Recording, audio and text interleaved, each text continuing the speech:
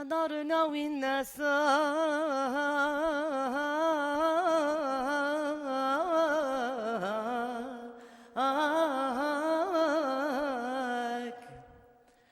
واللي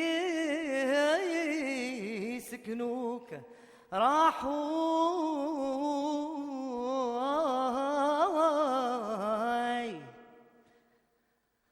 حرقوا قلبي بلا نار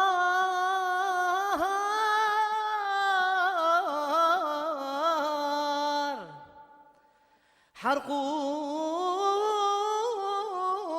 قلبي بلا نار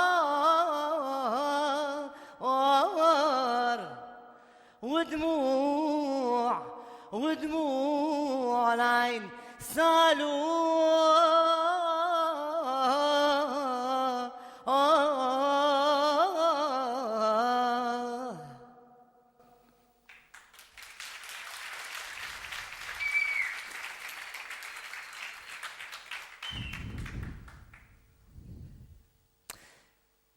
J'avais 24 ans quand j'ai quitté mon pays.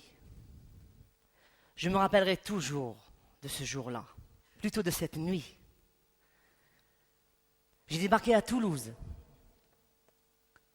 J'ai débarqué à Toulouse pour me diriger pour un chantier culturel de restauration de patrimoine.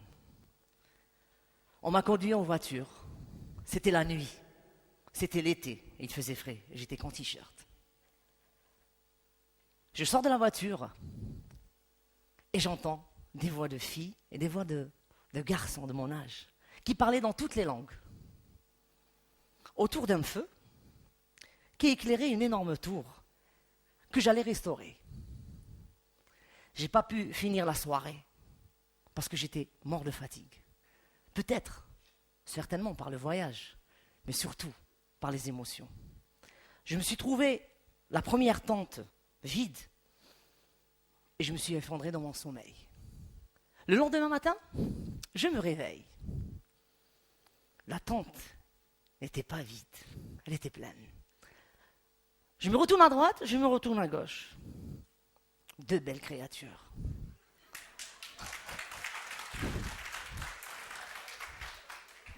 Une de type scandinave, l'autre de type italienne. Je me dis, oula, c'est du rêve, je me réveillais. C'était le début de peut-être d'une longue aventure, d'un paradis, d'un Eldorado. Vive la diversité. Mais hélas, ça n'a pas duré trop longtemps. Ça a duré le temps d'un visa. 30 jours. Et après, j'étais un harag.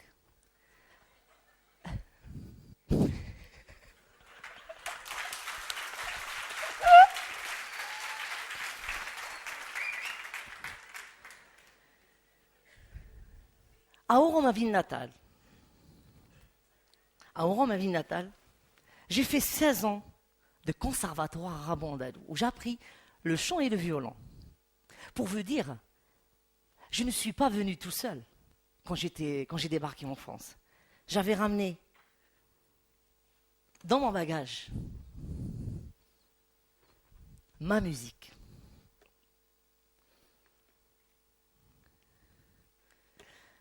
À Oran, j'adorais chanter.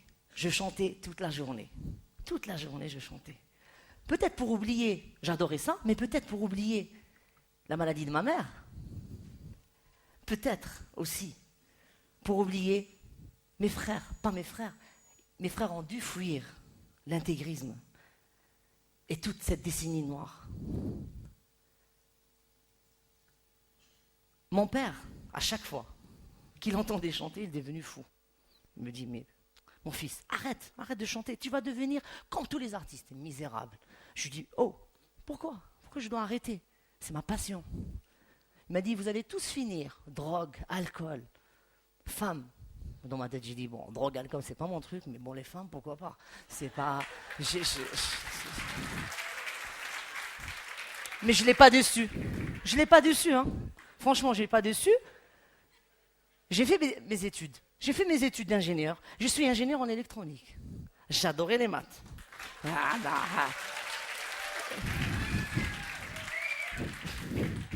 J'adorais les maths et la physique. Et dans les maths, il y a une notion très importante, la notion de limite. Les limites qui mettent à l'épreuve les lois et qui m'ont appris que tout se joue sur les frontières. Il n'y a rien de figé, pas de dogme.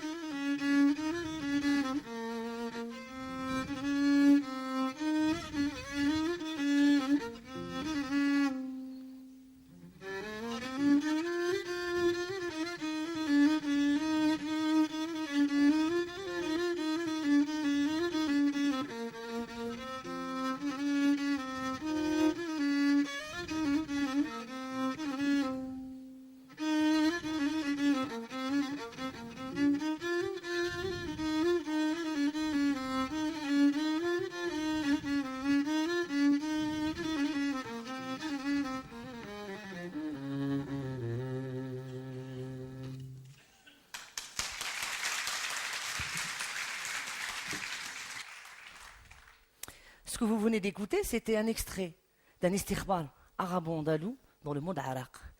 La musique arabo-andalouse, c'est une musique métisse. C'est une musique née de l'exil. C'est une musique née de voyage. Zirieb, son fondateur, son créateur, était à la cour des Abbassides, à Bagdad, au 8e siècle.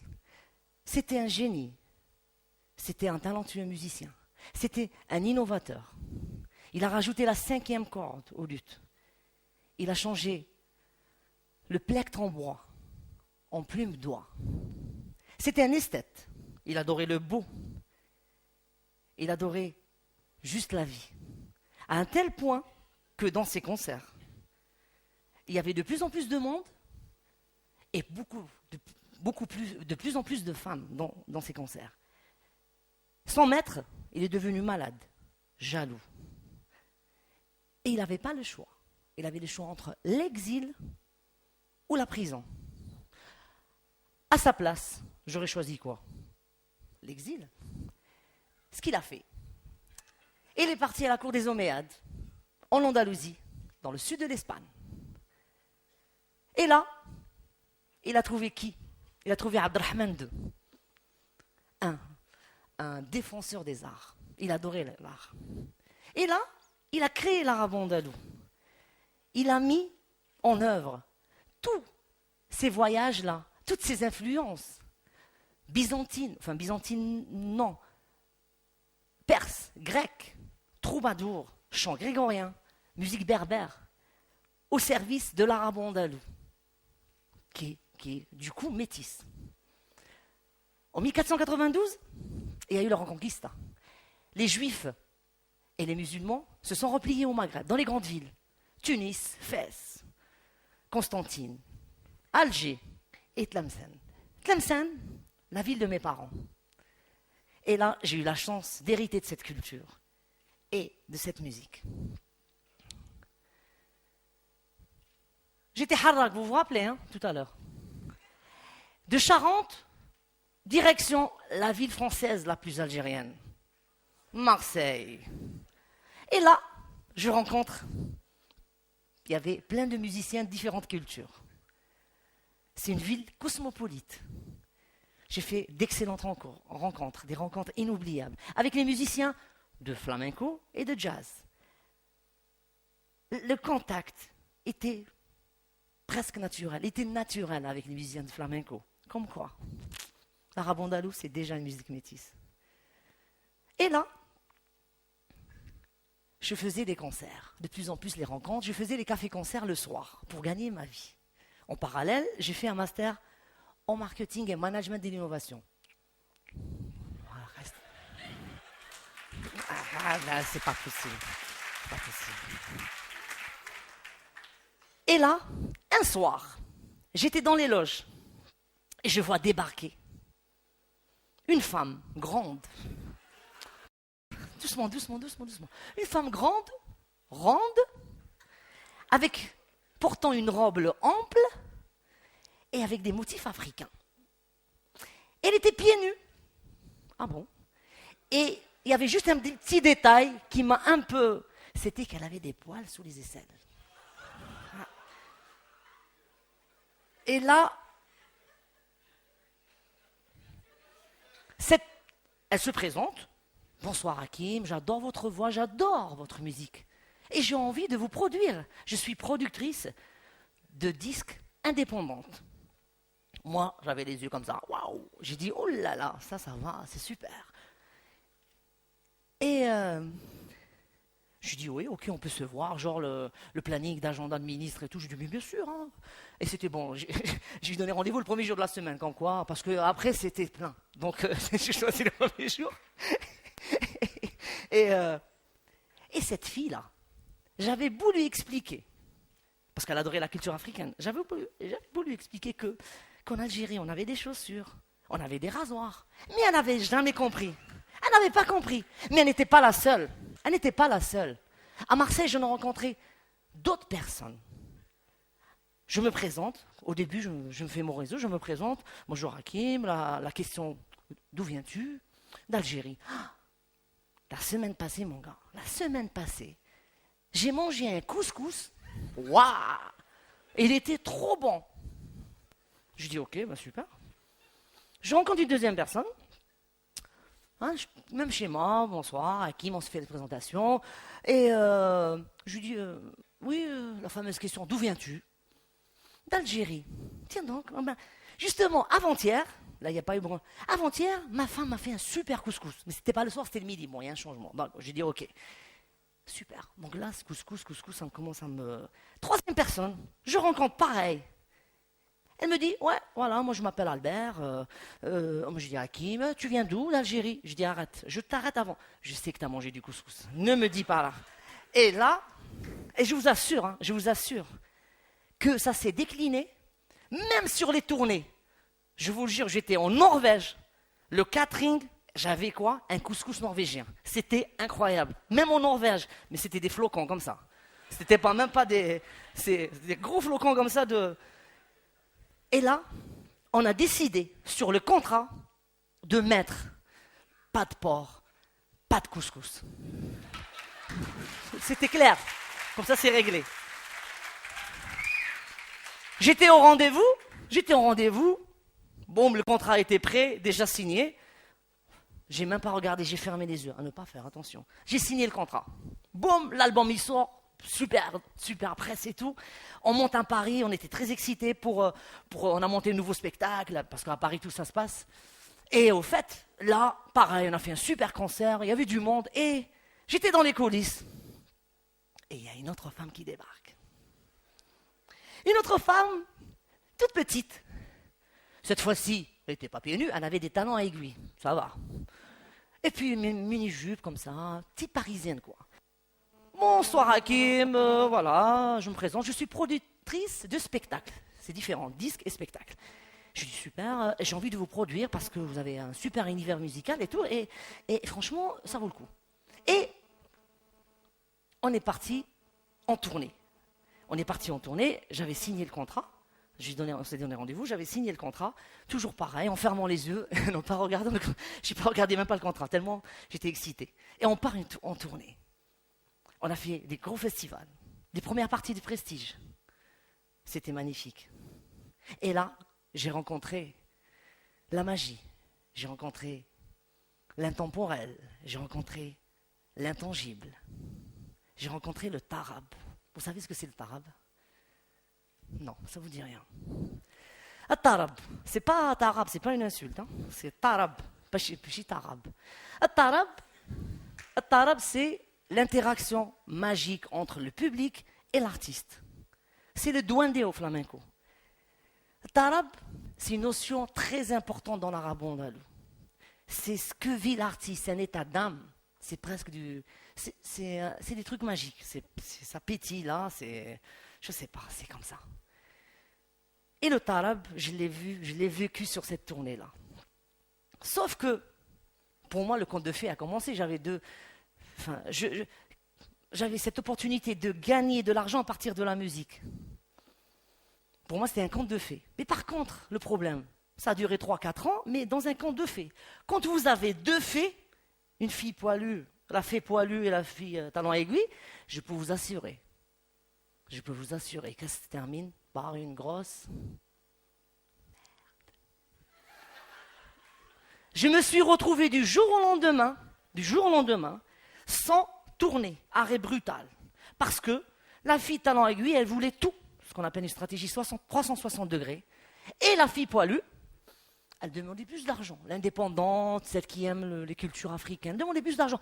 Peut-être pour acheter ses rasoirs, je ne sais pas. Mais en tous les cas, c'était ça. C'était un grand micmac.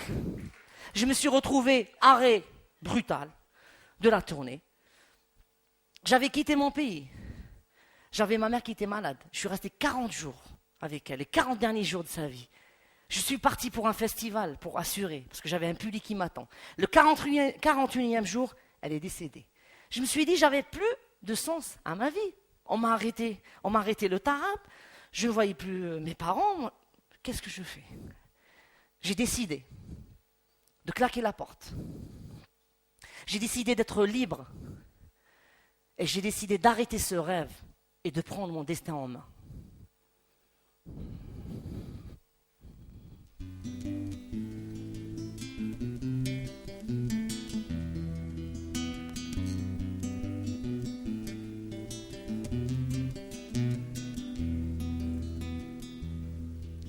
Là-bas, tu es seul, loin de nous, à souffrir, déchiré, solitaire. Tes enfants sont partis en errance. Cette mer est devenue un océan. Quand je me promène dans cette ville d'ici, oh mais j'y retrouve des senteurs qui sont restés gravés en moi. Ma mémoire défie cet océan. Oh mais je t'appelle, réponds-moi. Oh mais je t'appelle et tu es là-bas. Oh mais pourrons-nous nous revoir? Oh mais je veux être près de toi.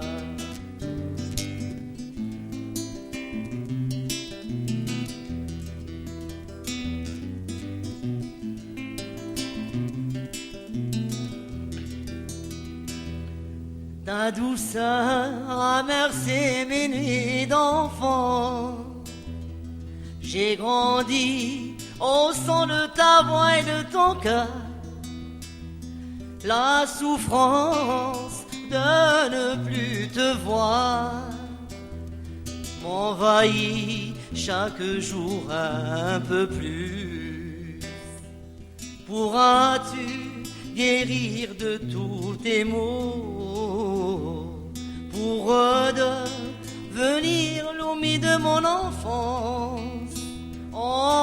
Ensemble pourrons-nous rêver encore? Faut-il que les joies soient si fragiles? Oh mais je t'appelle, réponds-moi.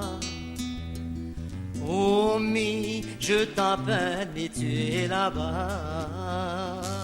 Oh mais pourrons-nous nous revoir? Oh mais je veux être près de toi. Oh mais je voudrais garder l'espoir. Oh mais je voudrais garder l'espoir.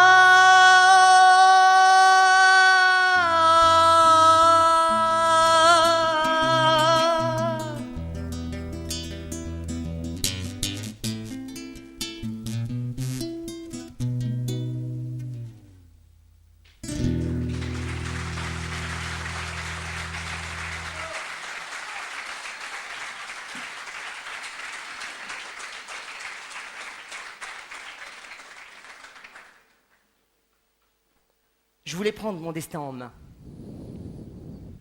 Je voulais être libre et je suis devenu artiste entrepreneur. Artiste entrepreneur. Autour de moi, les gens n'ont pas cru. Moi, entrepreneur, artiste, c'est la folie. Un artiste, c'est bohémien. C'est la guitare, coucher de soleil. Il n'a pas les pieds sur terre, il est immature. Un entrepreneur, on lui fait confiance. Il fait des études de marché, business plan et compagnie. Ah oui. Pour moi, un artiste et un entrepreneur, c'est pareil. C'est pareil. Chacun, il a une idée, les deux. Ils ont un projet, ils ont un rêve, ils ont une passion. Artiste entrepreneur, c'est pas du tout paradoxal, ni antinomique, ni contradictoire. C'est pareil.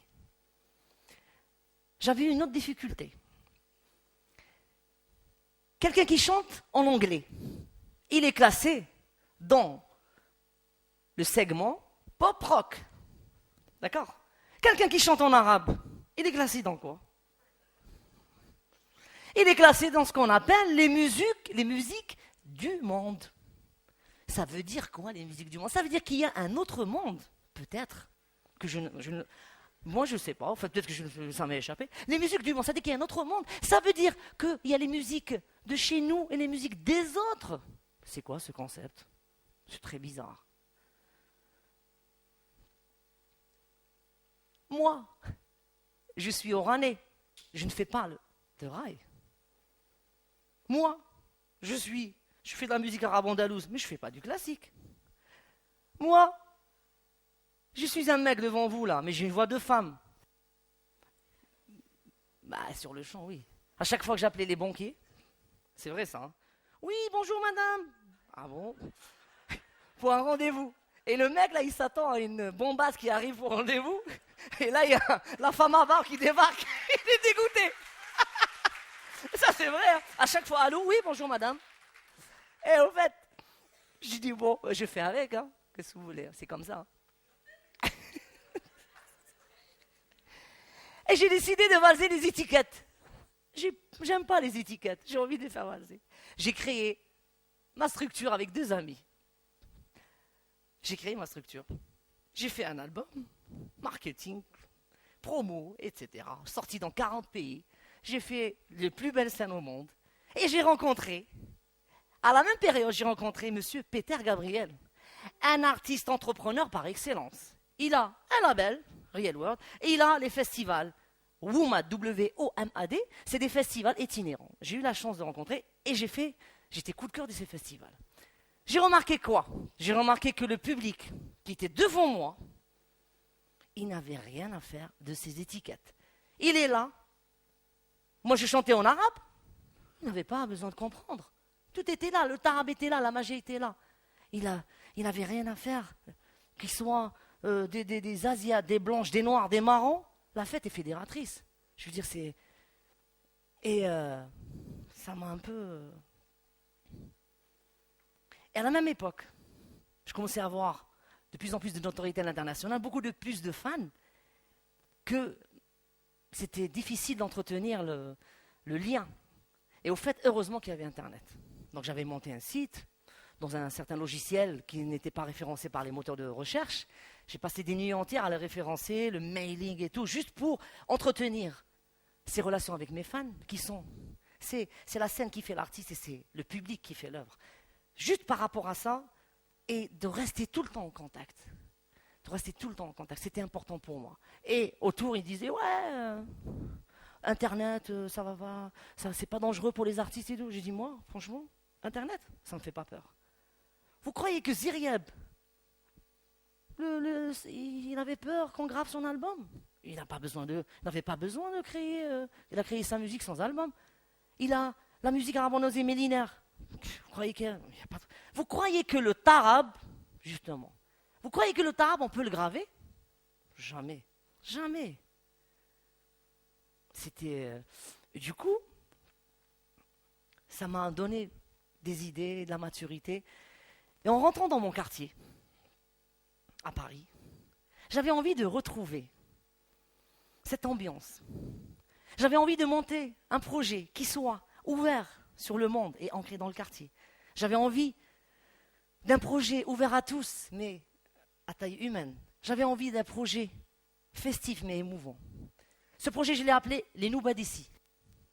Les Noubadissi, des soirées artistiques, pluridisciplinaires, mêlant danse, art contemporain, dessin, musique, où je devais, et pour moi c'était une mission, c'est un enjeu, mixer les populations, parce que dans mon quartier, il y a les bobos, ça veut dire les bourgeois bohémiens, les familles défavorisées et les lieux culturels. Moi, l'enjeu pour moi, c'était que ce lieu qui soit fréquenté par ces familles défavorisées. Qu'est-ce que j'ai fait? Premièrement, la gratuité. La gratuité des manifestations, qui, c'est un critère pour faire venir les familles défavorisées. Mais même quand c'est gratuit, les gens ne viennent pas. Ils ne viennent pas. Bah, là, je ne sais pas, hein. Je me pose la question. Et on a fait quoi? Deuxième astuce. On a travaillé avec leurs enfants. On a monté des ateliers artistiques pluridisciplinaires où les enfants viennent sur scène 2 fois par an. Et là, je peux vous dire que ça marche. Les enfants sont là lors des soirées. Les parents sont là et les bobos sont là. Et ça se passe super bien. Vous allez me dire, vous allez me poser la question, comment il arrive à financer ces projets? Il ne gagne pas sur la musique enregistrée, il ne gagne pas d'argent sur les entrées. Bon, les concerts, je ne vous ai pas dit, c'est payant, hein, mes concerts.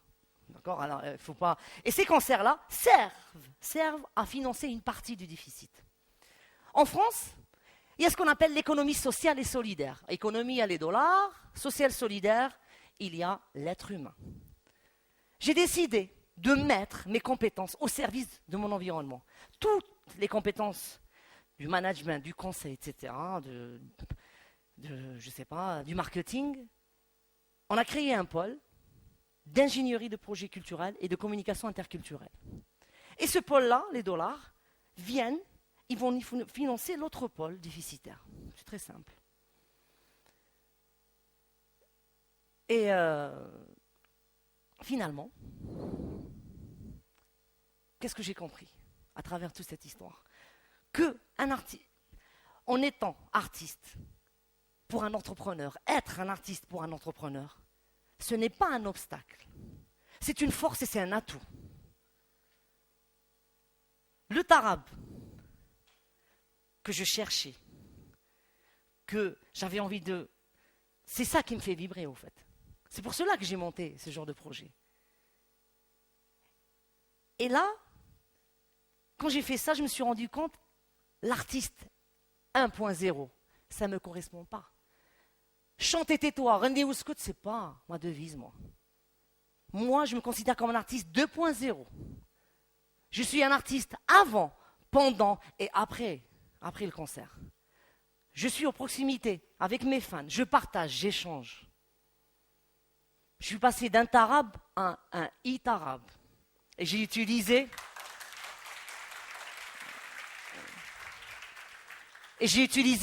les réseaux sociaux. C'était un outil, c'est un moyen, les réseaux sociaux, Internet. Internet et les réseaux sociaux ne vous donneront jamais de valeur. La valeur, c'est vous qui les portez. Ça vous permet juste de vous rendre plus visible. Ça vous permet de booster et de diffuser vos valeurs. Mais ce n'est pas des gradis de valeur. Je suis à la recherche permanente du tarab. Tous les artistes, et quel que soit leur métier, on est tous à la recherche du tarab. Et sincèrement, je pense que je l'ai trouvé. Aujourd'hui, le tarab, c'est vous. Merci beaucoup. Merci beaucoup.